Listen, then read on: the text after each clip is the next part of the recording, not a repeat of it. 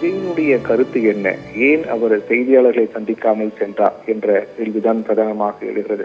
இதற்கு கூடவா வழக்கம் போல அவர் எக்ஸ்தலத்தில் பதிவு வெளியிடுவார் என்ற ஒரு கேள்வியும் ஒரு அதிருப்தியும் ஏற்பட்டு இருக்கிறது. ஏனென்றால் இந்த நிகழ்வு நடைபெற்ற உடனடியாக திருச்சி சென்றவுடன் அங்கும் அவர் செய்தியாளர் சந்திப்பார் என்று எதிர்பார்க்கப்பட்டது. ஆனால் அங்கு சந்திக்கவில்லை.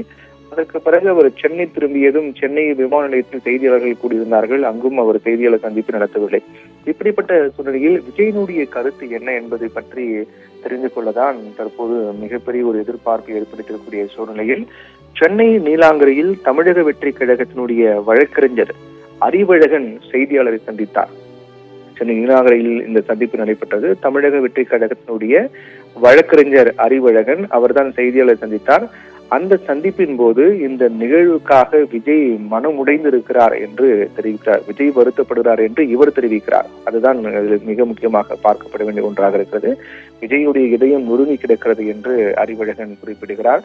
மேலும் தொடர்ந்து இந்த நிகழ்வுகள் குறித்து நாங்கள் தொடர்ந்து கண்காணித்து வருகின்றோம் என்றும் உரிய விதிமுறைகளாம் பின்பற்றப்பட்டதா என்று செய்தியாளர்கள் அறிவழகனிடம் கேள்வி கேட்கிறார்கள். உங்கள் தரப்பில் உரிய விதிமுறைகளாம் பின்பற்றப்பட்டதா என்று கேட்கும்போது காவல்துறை விதித்த அனைத்து விதிமுறைகளையும் சரியாக அனைத்து நிபந்தனைகளையும் சரியாக நாங்கள் கடைபிடித்தோம் என்று தமிழக வெற்றி கழகத்தின் வழக்கறிஞர் அறிவழகன் குறிப்பிடுகிறார். நாங்கள் எந்த விதிமுறைகளையும் எந்த நிபந்தனைகளையும் மீறவில்லை என்று குறிப்பிடுகிறார். ஆனால் காவல்துறை அல்ல, தமிழக வெற்றி கழகமே ஒரு நேரத்தை குறிப்பிடுகிறார்கள். அந்த நேரத்தில் விஜய் பேசவில்லை.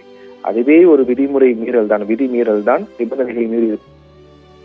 தமிழக வெற்றி கழகத்தின் வழக்கறிஞர் பேசும்போது நிபந்தனையை மீறவில்லை, காவல்துறையின் சொன்னபடியே நாங்கள் நடந்து கொண்டோம் என்று பேசினார். இந்த நிகழ்வை அறிந்து தமிழக வெற்றி கழக தலைவர் விஜய் மனம் உடைந்து இதயம் நொறுங்கி கிடக்கிறார் என்றெல்லாம் அவர் குறிப்பிட்டு பேசியிருக்கிறார். இது அனைத்தும் விஜய் பேசவில்லை, விஜய் சார்பாக அவருடைய வழக்கறிஞர் பேசியிருக்கிறார்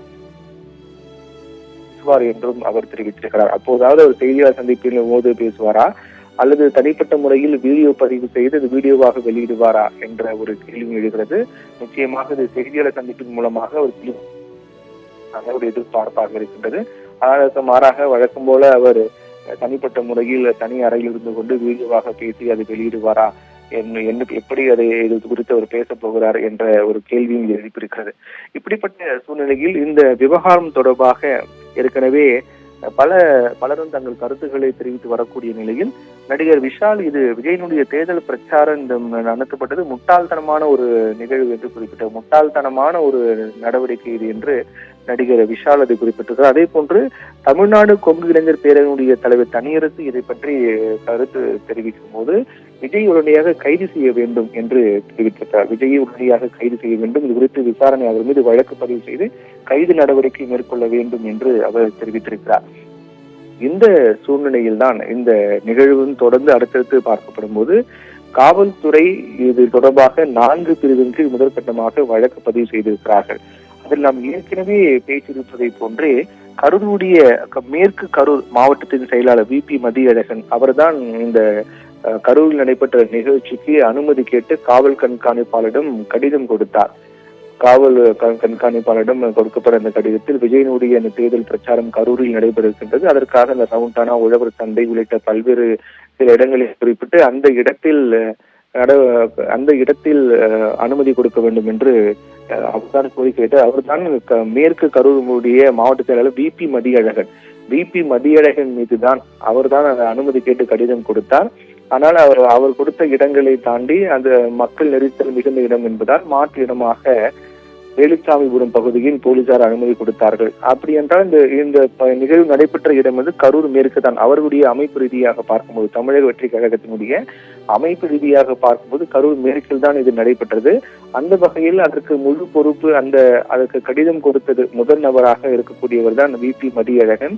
அவர் கரூர் மேற்கினுடைய மாவட்ட செயலராக இருக்கின்றார். தமிழக வெற்றி கழகத்தின் மாவட்ட செயலாளர் VP மதியழகன் மீது போலீசார் வழக்கு பதிவு செய்திருக்கிறார்கள். 4 பிரிவின் கீழ் போலீசார் வழக்கு பதிவு செய்திருக்கிறார்கள். முதற்கட்டமாக இந்த 4 பிரிவின் கீழ் வழக்கு பதிவு செய்யப்பட்டு விசாரணை என்பது நடத்தப்பட்டு வருகிறது. ஏற்கனவே தனியரசு பொறுத்தவரை விஜயை கைது செய்ய வேண்டும், அவர் மீது வழக்கு பதிவு செய்ய வேண்டும் என்று தெரிவித்திருக்கிறார். நடிகர் விஷாலை பொறுத்தவரையில் முட்டாள்தனமான விஜயனுடைய தேர்தல் பிரச்சாரம் இது என்று பதிவிட்டிருக்கிறார். விஜய் தமிழக வெற்றி கழகம் இறந்தவர்கள் குடும்பத்திற்கு உரிய நிவாரணம் இழப்பீடு வழங்க வேண்டும் என்று தெரிவித்திருக்கிறார். ஆனால் அந்த குடும்பத்திற்கு இழப்பீடு வழங்கப்படுமா? தமிழக வெற்றி கழகத்தின் சார்பிலிருந்து இழப்பீடு நிவாரண தொகை ஏதேனும் வழங்கப்படுமா? இது தற்போது வரை எந்தவித அறிவிப்பும் இல்லை. இனிமேலாவது அவர்கள் வழங்குவார்களா என்ற ஒரு கேள்வியும் எழுகின்றது. காவல்துறை 4 பிரிவுகள் வழக்கு பதிவு செய்திருக்கிறார்கள். அதில் முதலாக மாவட்ட செயலாளர் தமிழக வெற்றி கழகத்தினுடைய கரூர் மேற்கு மாவட்ட செயலாளர் VP மதியழகன் மீது வழக்கு பதிவு செய்யப்பட்டிருக்கின்றது. இப்படிப்பட்ட நிலையில்தான் இந்த நிகழ்வு தொடர்ந்து அடுத்தடுத்து பல்வேறு கேள்விகளையும் அடுத்தடுத்து பல அதிர்ச்சிகளையும் ஏற்படுத்தியிருக்கிறது. தற்போது வரையில் 38 பேர் வரை பலியாகி இருக்கிறார்கள் என்றால் தீவிர சிகிச்சை பிரிவில் அனுமதிக்கப்பட்டிருக்கூடிய நிலைமை என்ன? உயிர் பலி இன்னும் அதிகரிக்குமா என்ற ஒரு அச்சமும் ஏற்பட்டிருக்கிறது. இந்த சூழ்நிலையில் தான் விஜய் தொடர்பாக விளக்கம் அளிப்பார் என்று எதிர்பார்க்கப்பட்ட நிலையில் அவர் சார்பாக தமிழக வெற்றி கழகத்தினுடைய வழக்கறிஞர் அறிவழகன் இது தொடர்பாக பேசியிருக்கிறார். அவர் பேசும்போது 38 பேர் உயிரிழந்த சம்பவம் குறித்து மிகுந்த கவலையில் ஆழ்ந்திருக்கின்றோம் என்றும் இது தொடர்பாக விஜயனுடைய இதயம் நொறுங்கி கிடக்கிறது, மிகுந்த சோகத்தில் மனமுடைந்து இருக்கிறார் என்றெல்லாம் தெரிவிக்கிறார். விரைவில் விஜய் இது குறித்து பேசுவார் என்று தெரிவித்திருக்கிறார். காவல்துறையுடைய அனைத்து நிபந்தனைகளையும் விதிமுறைகளையும் நாங்கள் கடைபிடித்தோம் என்று தெரிவித்திருக்கிறார். அது மட்டுமில்லாமல் காவல்துறை நிபந்தனைக்குட்பட்ட அவர்கள் கூறிய அறிவுறுத்தல் அடிப்படையில் தான் நாங்கள் இந்த நிகழ்ச்சியின் அனைத்து இடங்களிலும் எங்குமே நாங்கள் விதிமுறைகளை மீறவில்லை என்றெல்லாம் தெரிவித்திருக்கிறார். ஆனால் நேரத்தை தவறியது மிகப்பெரிய விதிமுறை மீறல் என்பது அவருக்கு ஏன் தெரியவில்லை என்ற ஒரு கேள்வியும் இருக்கிறது. இப்படியாக காவல்துறையினுடைய நடவடிக்கை என்பது தொடங்கியிருக்கிறது. தமிழக முதலமைச்சர் MK ஸ்டாலின் ஏற்கனவே ஓய்வு பெற்ற நீதியரசர் அருணா ஜெகதீசன் தனிநபர் விசாரணை ஆணையம் அவர் தலைமையில் விசாரணை கமிஷன் அமைத்து உத்தரவிட்டிருக்கிறார். இந்த நிலையில் காவல்துறை விசாரணையும் தற்போது தொடங்கியிருக்கிறது. போலீசார் 4 பிரிவின் கீழ் வழக்கு பதிவு செய்து அதன் அடிப்படையில் VP மதியழகன் கரூர் மேற்கு மாவட்ட தமிழக வெற்றி கழகத்தினுடைய செயலாளர் VP மதியழகன் மீதும் வழக்கு பதிவு செய்து போலீசார் விசாரணை நடத்த தொடங்கி இருக்கிறார்கள். முதற்கட்டமாக இந்த நிகழ்வில் உயிரிழந்த 36 பேர் உடலும் இன்று இரவே உடற்கூறு ஆய்வு செய்யப்படும் என்றும் அறிவிக்கப்பட்டிருக்கிறது. அதன் அடிப்படையில் அந்த உடற்கூறு ஆய்வு செய்யப்பட்டு அந்த ரிப்போர்ட் அடிப்படையில் அதனுடைய அடுத்த கட்ட விசாரணைக்கு அந்த ரிப்போர்ட் உடற்கூறு ஆய்வுக்கான ரிப்போர்ட்டும் சப்மிட் செய்யப்படும். அங்கும் அந்த ரிப்போர்ட் கொடுக்கப்பட்டு அந்த அறிக்கை கொடுக்கப்பட்டு அதுவும் விசாரணை வளையத்துக்குள் கொண்டு வரப்பட்டு அந்த விசாரணைக்கு ஒரு ஆதாரமாக அந்த உடற்கூறு ஆய்வு செய்யப்பட்ட அறிக்கையும் பார்க்கப்படும். அருணா ஜெகதீசன் தலைமையிலான தனிநபர் விசாரணை கமிஷன் விசாரணையை தீவிரமாக தொடங்குவார்கள். அதற்கு பிறகு தமிழக அரசு கொடுத்த அந்த காலக்கெடுவுக்குள்ளாக அவர்கள் இந்த விசாரணையை முடிக்க வேண்டிய நிலை இருக்கும். அதற்குள்ளாக இந்த விசாரணையை முடித்து இந்த விபத்துக்கான முழு காரணம் A to Z இந்த முழு காரணத்தை அவர்கள் அந்த விசாரணை அறிக்கையில் தெரிவிப்பார்கள். அந்த விசாரணை அறிக்கையின் அடிப்படையில் தான் தமிழக அரசுடைய அடுத்த கட்ட நடவடிக்கை இருக்கும். இதற்கு யார் பொறுப்பு, இதற்கு பொறுப்பேற்க வேண்டியது யார் என்பது தொடர்பாக தமிழக அரசின் அடுத்த கட்ட நடவடிக்கை இருக்கும். இப்படியாக தமிழகம் முழுக்க தமிழ் தேசிய அளவில் மிகப்பெரிய சோகமான ஒரு நிகழ்வாகத்தான் இது பார்க்கப்படுகிறது.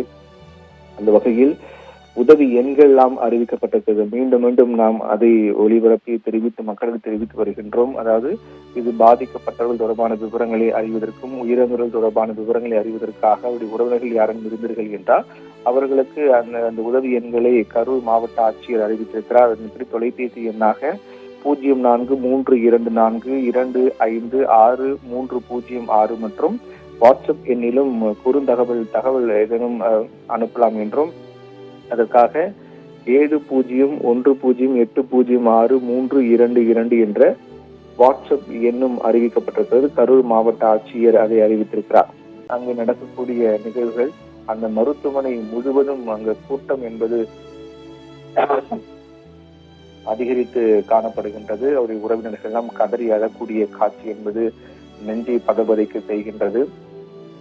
தொடர்ந்து இந்த நிகழ்வு குறித்து அங்கு நடக்கக்கூடிய நிகழ்வுகள் குறித்து அறிவதற்காக தமிழக முதலமைச்சர் MK ஸ்டாலின் அங்கு சென்றிருக்கிறார். தமிழக வெற்றி கழகத்தினுடைய மாவட்ட செயலாளர் ஏற்கனவே கூறியது போல மதியழகன் மீது 4 பிரிவின் கீழ் கொலை முயற்சி உள்ளிட்ட 4 பிரிவின் கீழ் போலீசார் கொலை முயற்சி, மரணம் விளைவித்தல், அதிகாரிகள் உத்தரவை மதிக்காதது ஆகிய பிரிவின் கீழ் போலீசார் வழக்கு பதிவு செய்திருக்கிறார்கள். சென்னை நீலாங்கரை இல்லத்தில் வழக்கறிஞருடன் தொடர்ந்து ஆலோசனையானது மேற்கொள்ளப்பட்டு வருவதாக தெரிவிக்கப்பட்டிருக்கிறது. இந்த நிகழ்வு தொடர்பாக அடுத்த கட்டமாக நிர்வாகிகளோடு ஆலோசனை மேற்கொண்டு அடுத்த கட்டமாக தெரிவிக்கப்படும் என்று தமிழக வெற்றி கழகத்தினுடைய வழக்கறிஞர் தெரிவித்திருந்தார். அறிவழகன் தெரிவித்திருந்தார். அடுத்த கட்டமாக இது தொடர்பாக நாங்கள் தெரிவிக்கின்றோம் என்றும் விஜய் விரைவில் இது தொடர்பாக பேசுவார் என்றெல்லாம் அவர் தெரிவித்திருந்தார். விஜய் பிரச்சார கூட்டத்தில் சிக்கி கிட்டத்தட்ட 38 பேர் பலியாக இருக்கக்கூடிய நிகழ்வு ஒட்டுமொத்த இந்தியாவையும் சோகத்தில் ஆழ்த்திருக்கிறது.